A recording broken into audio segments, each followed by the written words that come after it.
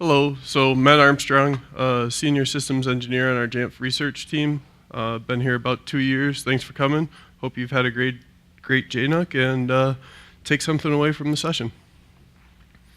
I'm Leslie, and Halou. I actually found out there's another Leslie Halou in the Minneapolis area. Not related, I don't think, but I was surprised to see that. I've been with Jamf for 5 years or so as a professional services engineer. All right, so our presentation today will go through preparing MySQL for remote access, dive into the Splunk integration, go into the JasperReports integration, and have some time for Q&A at the end. Quick show of hands, who's running Splunk today? Wow. Okay. Jasper? Tableau? All right. Domo? Okay. Great.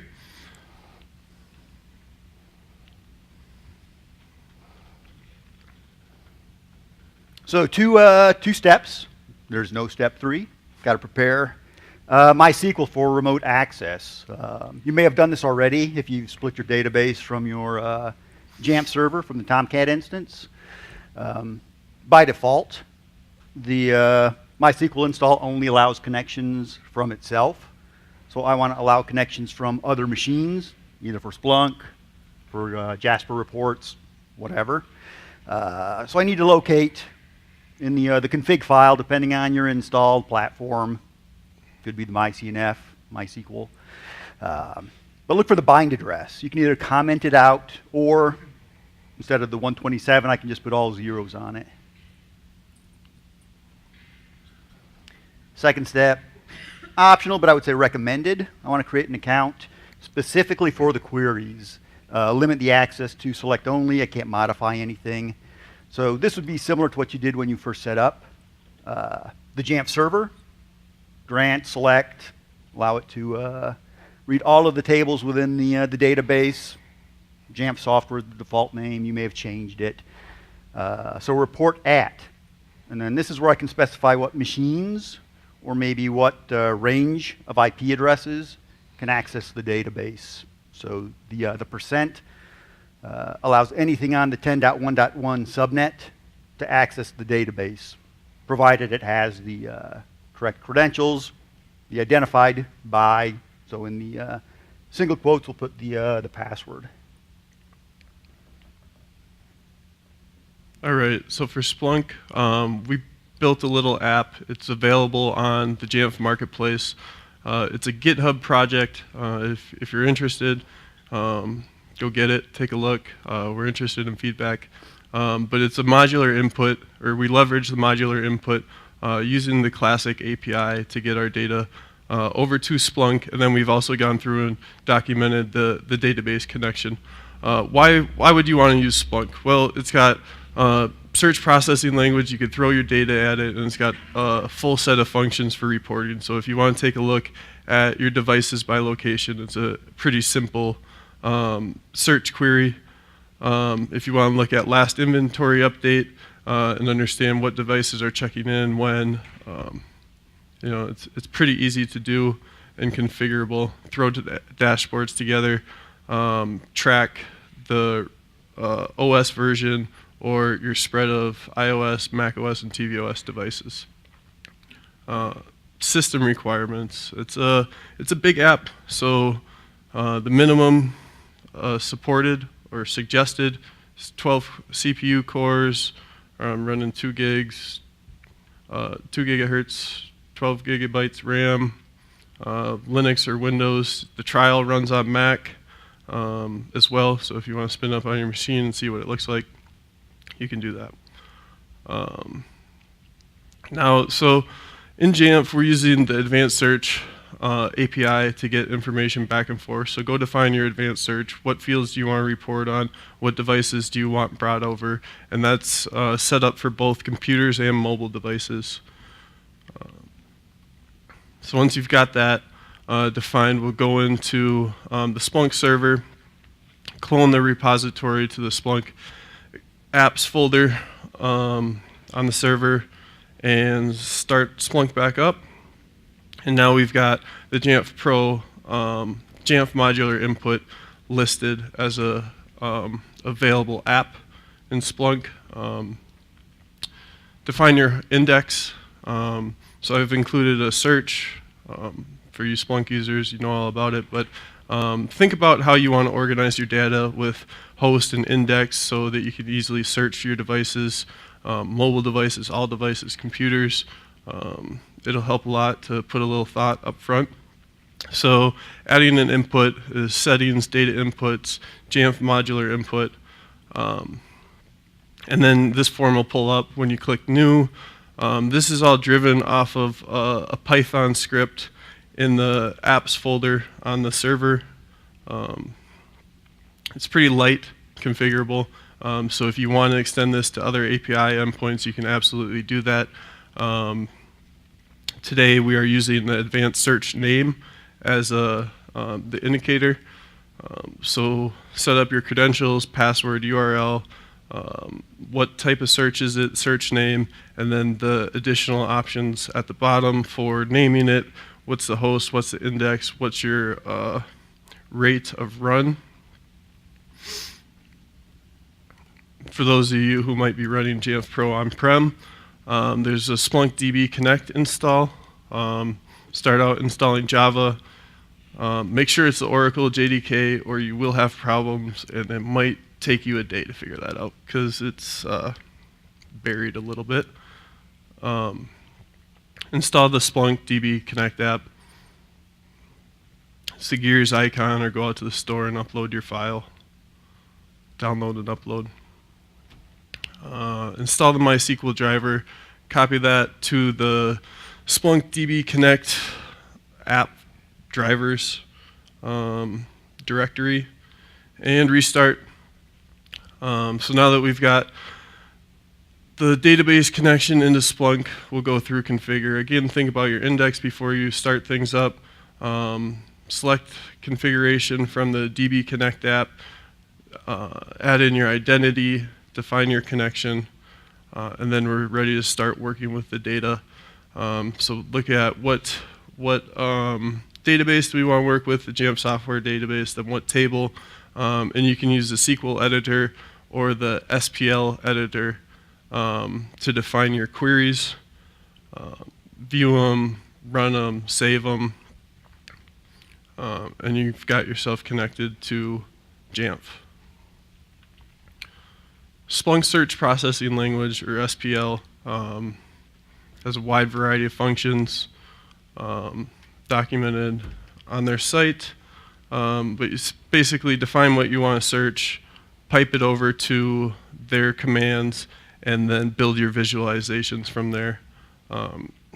Pretty easy. So that's the search for the geolocation visual. Once you've defined your search, you can save it. And then I blew up the top right corner. So those are the actions that you can take on it. You can schedule a job. You can share out a link. You can do a lot of things to make this information and report available throughout the organization. And just another Splunk search. So this is, again, the geolocation. Where are my devices generally? And that's using Splunk's IP location function. Some more searches just to get you an idea of things you can do. So I'm looking at iOS, macOS, tvOS devices. What are my counts? And that's the pie chart that we saw earlier. What's the count of OS versions for my Macs? Same thing for iOS. And then top 20 OS versions for the Mac as well. So you've got your searches, you've got your reports, you can share them out via URL. There's other methods that you can schedule them. And then you can build dashboards and have those available. I'll turn it over to Leslie. All right, thanks, Matt. So JasperReports apparently is not commonly used yet, but it's fairly simple to install. It's available commercially with support. It also has an open source version, so similar to, say, the MySQL licensing. I want to install two items. The JasperReports server, that'll store, say, the reports, distribute reports. And then I also want to install what they call JasperSoft Studio, or JSS. So I'm kind of glad we're not JSS anymore either. I don't get so confused. But the client's optional. I can do all the work on the server. It's just a little bit easier, I think, having the client installed. Runs on Windows, Mac, Linux, whatever you want to throw it on. It's Tomcat. PostgreSQL for the database. They have a bundled installer. It's pretty easy to install. If I have an existing Tomcat instance, I can do maybe a little bit more advanced or complicated install and harness that. It's pretty flexible. System requirements, I think, pretty light. It mentions the footprint is a gig and a half. That's if you install all the sample files. If you don't install the sample files, it's about a gig and a half less than that. Hardware, again, pretty minimal by, I think, today's standards. 40 gigs of disk space. It's almost trivial, 8 gigs of RAM. And then the processor as well. So I mentioned the server install is fairly basic. You can just run through the wizard, take all the defaults. Tomcat fires up, and we can access it. Server URL, the unsecure, doesn't install certificates by default, so Tomcat 8080. If I do install it on the same server as my Jamf server, I want to make sure I don't have any port conflicts. I think the biggest nuisance I find with the server install is like the 20-page README that you have to parse through before it actually does the install. Once that's done, the rest of the configuration is done through the web interface, default credentials, JasperAdmin. We can go ahead and log in. I'm going to start out by telling the server where my data is. So I'm going to add a data source. I can just right-click data source, add resource. In fact, I think I can right-click about anywhere in there, browse down to add the data source. Probably similar to what Matt was just talking about. I need to make the database connection. It has a MariaDB connector installed by default. I'll use that. Server name, port, all the standard stuff, database name, Jamf software, unless you've done some changes. It auto-populates the URL for me as I fill in the other fields, so that helps a little bit. And then username, password I'll use. The account I created before. If you're bold, you can use your existing administrator account. Just be aware that that could potentially make changes that you might otherwise not want. Test connection, we're green, we're good. So server setup.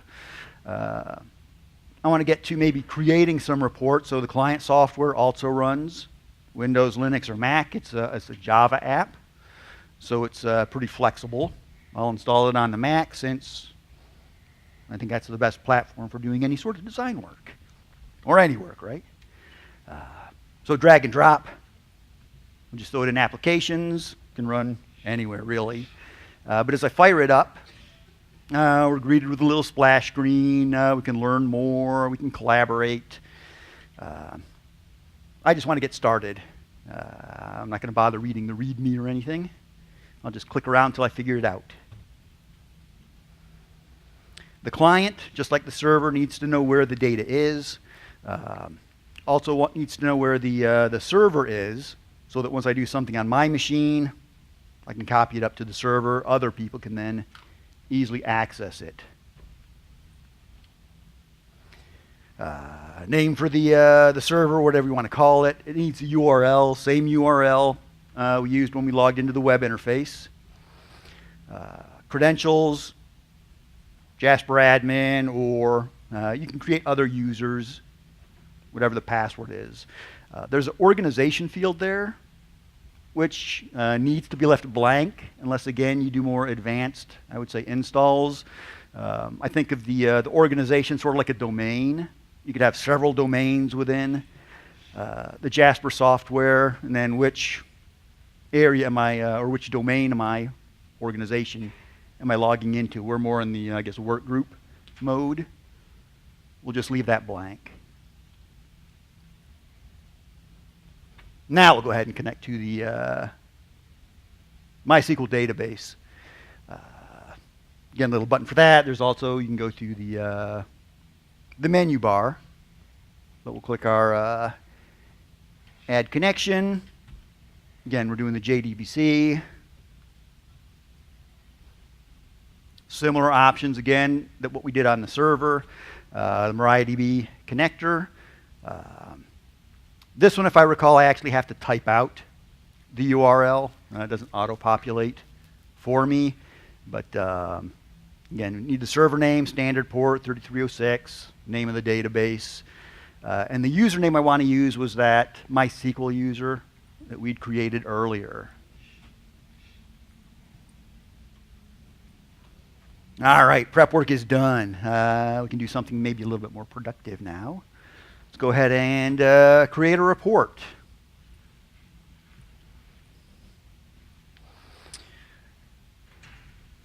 Several templates are built in that I can choose from. I think it was in the spring maybe when I started thinking about this, so I went with the flower landscape. It seemed like a good idea at the time. I'm going to be looking at OS distributions, similar to what, or one of the reports Matt was looking at. Who is on which version? I might be rolling out the new version. This will help me track who is where. So we'll give it a name. The data adapter, so I can set up connections to several different databases if I want to. We'll go ahead and pick the one that we just set up a moment ago. Get our Jamf software database. It shows me over on the left in the lower window the database name, the schema. I can kind of browse through there if I want to, make sure I'm actually connected to what I think I'm connected to. And then the real fun begins. I have to have a little bit of knowledge about MySQL. If it's not your strongest subject, there's usually someone within the organization that can maybe help out. If you're remote like me, the internet is a great resource. That seems to have about anything that you want to find. It's just a matter of time to figure out where it is. So a little bit of fidgeting. You can do it through the command line. You can use MySQL Workbench, whatever tool you like to use. Let's get a query that returns the information that I want to collect or that I want to present. Grabbing the OS version. I thought maybe it might be useful just to pick out the minor version as well. And then the counts. How many are on which version? I've got my working query. I can just copy and I'll paste it back into the wizard. It does try to do a little bit of syntax checking. So if I had a typo or something and copied some extra characters, it should be able to identify that. Next page, it's able to recognize which columns the query is collecting data on. So which ones do I want to present? Really only interested in the OS version and the counts for that version, so we'll get those copied over. Looks good. More involved queries or searches, we can also group by different variables. I really don't need to group by anything. Things are pretty much summarized as I want them presented, so we'll just leave that blank. Hit the next field. Congratulations. So you can take a bow. We've gotten that far. All right. Brings us back into the GUI interface for actually designing the report. There's the template I chose. It's no longer spring. The flowers really don't represent anything that I'm interested in presenting, so like most, I would say, presentation software, it's just click, delete, move around, as if I was working in Pages, for example. I'm getting rid of the flowers, flower title. Again, that's an editable field. We can change that. Subtitle I probably don't need. It has already inserted, it's maybe readable, but it has the OS version and the counts fields listed there, so those are good. The chart, that might be nice for some folks. We'll leave that alone. So a little bit of work, clean it up a little bit. We've got a title, describes what we're looking at. Moved over the OS version and the counts. Fidgeted a little bit with the pie chart, moved it over, maybe made it a little bit bigger. But I want to see how it looks now if I actually put in some real data. There's actually 3 tabs along the bottom. I'm sitting on the Design tab, so I can quickly move over a couple to the Preview tab. And there it is. Worked the first time. Excellent. The table looks pretty good. Got my versions.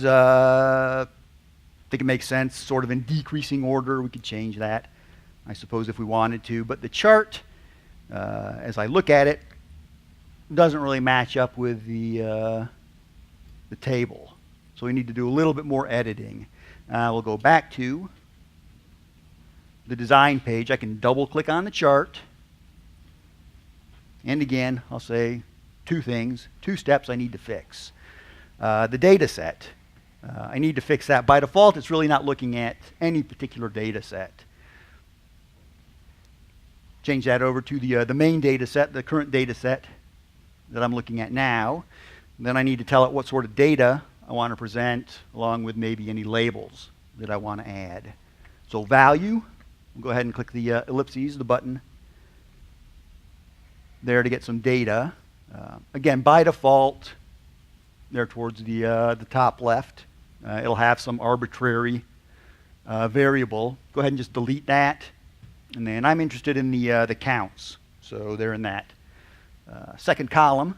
We'll just go ahead and double click that. It'll automatically add it up into the field just above.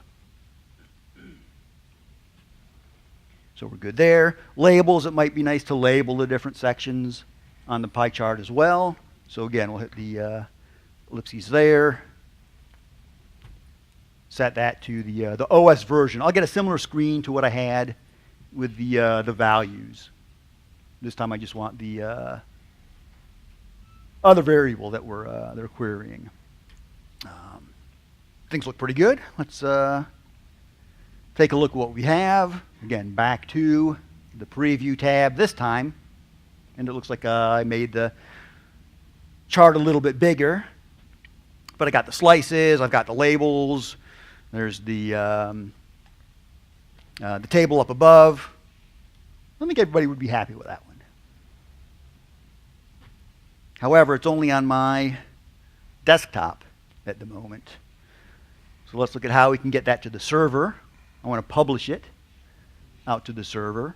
So back to the Design tab.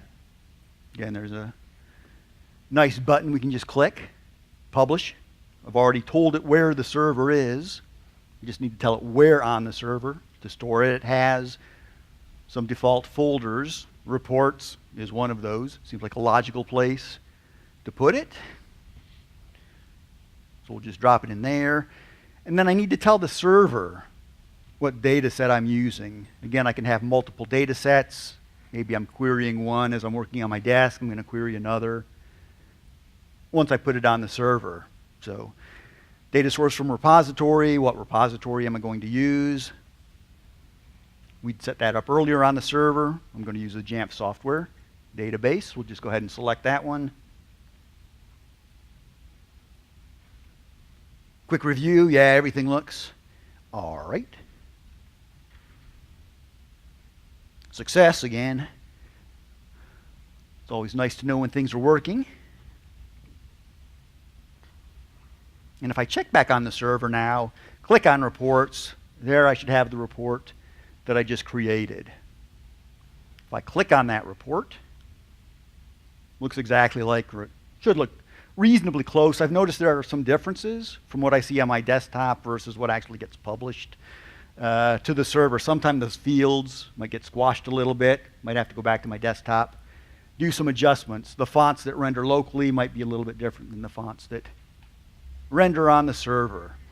But great, there it is. I can provide access to others. They can browse to the server, click on the report, view the information. But you know you're going to get that guy that says, I have to browse to the server.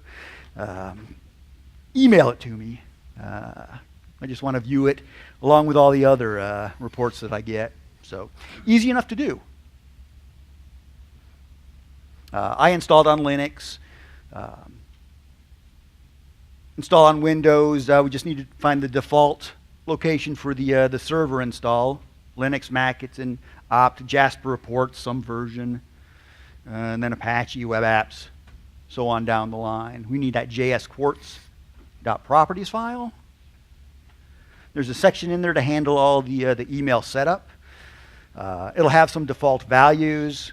We just need to change those to suit our environment.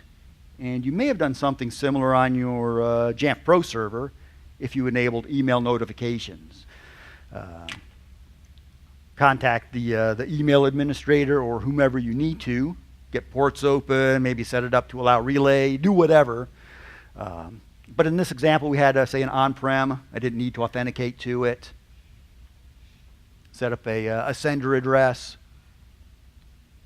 SMTP, standard port. Save the file, restart the service, restart the server if you really want to. But there's a script that can help with that, again, in that default install location, the CTL script. There's a restart, stop, start commands, however you want to handle that. Once the service comes back up, we can go to the report. Again, fairly easy to do. We'll just right-click to schedule. If it's our first report, there'll be no schedules there. We can just create a schedule. Easy enough to do. There's a nice, well-labeled button to do that. Provides lots of options. Do I want to send it out now? Do I want to wait till Friday or Monday? Maybe run it on the weekend. I want to be a little bit careful depending on the queries I'm running, how often I'm running it. I don't want to bog down the normal day-to-day processes. So maybe schedule it midnight, 2 a.m., whatever seems like a low-impact time. Reoccurrence time, how often should it run? All sorts of options to throw out there. Available file type, lots to choose from. CSVs, Excel, might not be the best if I have graphics in their PDF. Those are pretty much viewable on any platform. That should present all the information that I want. File handling, I can store the reports on the server if I want to, for archival reasons or whatever. I'm not going to worry about that for this one. And then who am I sending it to? Subject for the email, a little message in the body. And then I can also get a report as far as when the report goes out.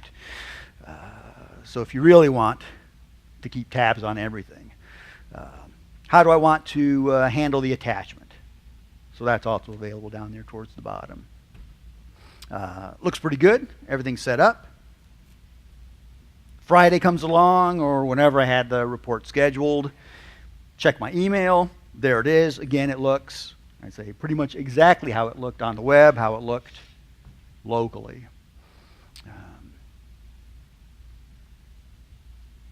And that's JasperReports. All right. So these integrations are all out on Jamf Marketplace. They're open source.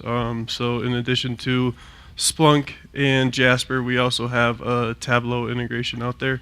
Go check them out, find them, interact with us on our GitHub pages. Interested to see how you guys use them, what you would like to see out of them, and what value you are finding out of them. So thank you. And that's our presentation.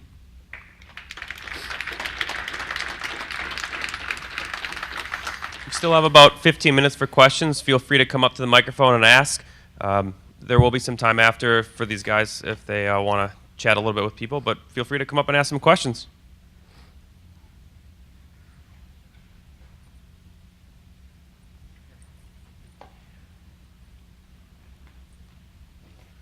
So today you talked about some integrations that looked like they needed direct database access.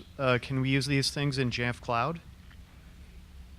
Cannot use those things with Jamf Cloud.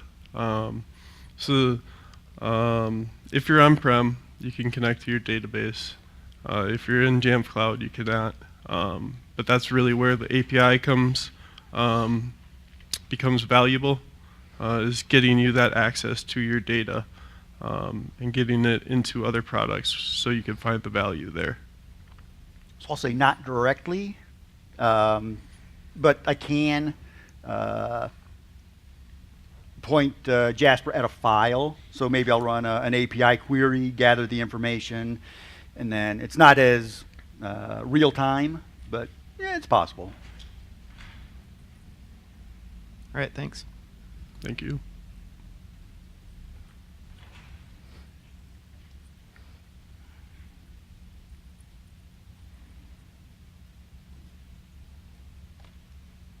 Great. Well, thanks again to Matt and Leslie. Everybody else, enjoy the rest of your day.